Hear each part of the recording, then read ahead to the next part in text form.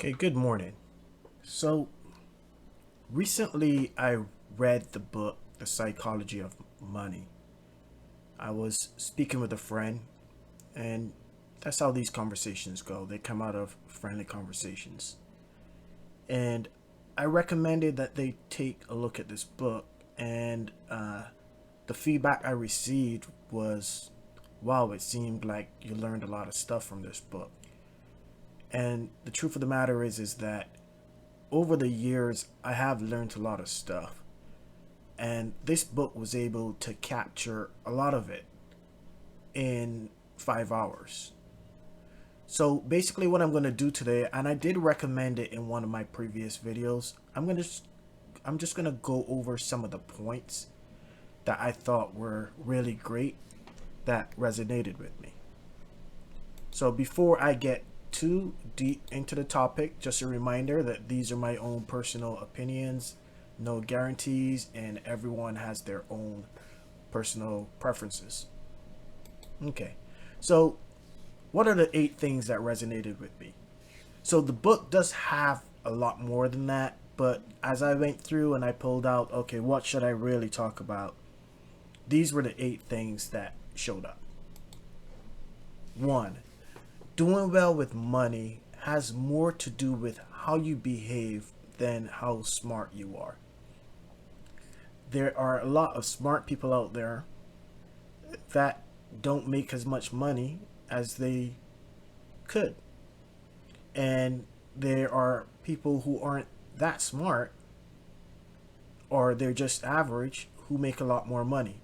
You know that saying that it's the C students that make all the money and the A students, they're the ones just working hard. And once you realize that you don't have to be smart to make money, to do well with money, I think that puts the ball more in everyone's court to see that it's not really, you don't have to be extremely special in order to do well with money. Two, there is no reason to risk what you have and need for what you don't have and don't need. So pay very special attention to what it's saying here. There are things that we need and things that we don't need. And many people tend to go after the things that they don't need and leave behind the things that they do need. For instance, on Fridays typically I do a stock market review, and it's focused strictly on index investing. And the goal there is to kind of make the same that I would make if I just stayed in QQQ. And it might be boring, it might only be 20% a year, but why would I go invest in crypto hoping to get 200% when I really don't need 200%? So that's what this is talking about. This is talking about buying the big house, the mansion that you don't need when all you really need is a nice 3-bedroom house. Okay. 3, the most important book should be called Shut Up and Wait. It's a 1-pager. So that's one of the things that I realized over the years, that if I just stayed in the market and just waited, let time compounded, it would do its thing. It's the same when I started with real estate investments. Hold them long enough, they go up. Invest money long enough, it goes up. Pay down your credit card bills long enough, they go down. So Shut Up and Wait is a nice 1-pager to have. 4, more than big returns, I want to be financially unbreakable. So I have been the through the dot com bubble. I have been through the financial crash of 2008, 2009, and I was able to make it through because I wasn't focused on getting the greatest returns. I just didn't want to go broke. I needed to be able to live to see another day and have enough money available to do that. I got that from a book back in the days. I think it was called Margin. You need to have some type of margin to be able to be financially unbreakable. So don't focus too heavily on the big returns. Focus more on, hey, how can I prevent myself from going broke? 5, the highest form of wealth is the ability to wake up and do whatever you want to do. That is something that I have always been striving for. For those who know me personally, you know that right now I am on a journey. Uh, there's no timeline specifically right now, but I enjoy being able to wake up and do whatever I want to do on the morning. And yes, I might make less money than when I was commuting to work, doing a 9 to 5, 6, 7, whatever you want to call it.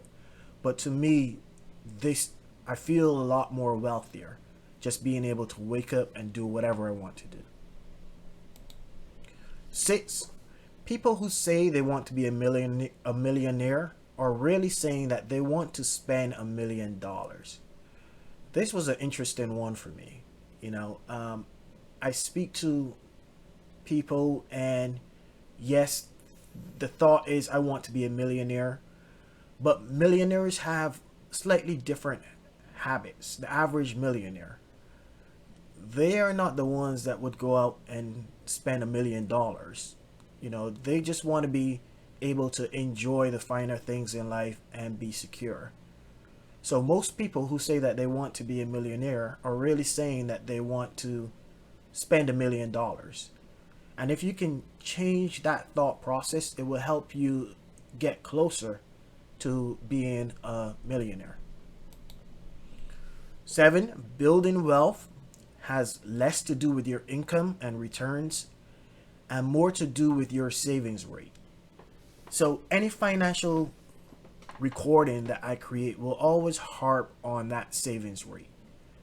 I realized from a young age, the more I can increase my savings rate, the more likely it is for me to become wealthy with compounding. So typically I say 10% minimum, but there are times in my life where I went to 50% of a savings rate. That might be a little bit excessive.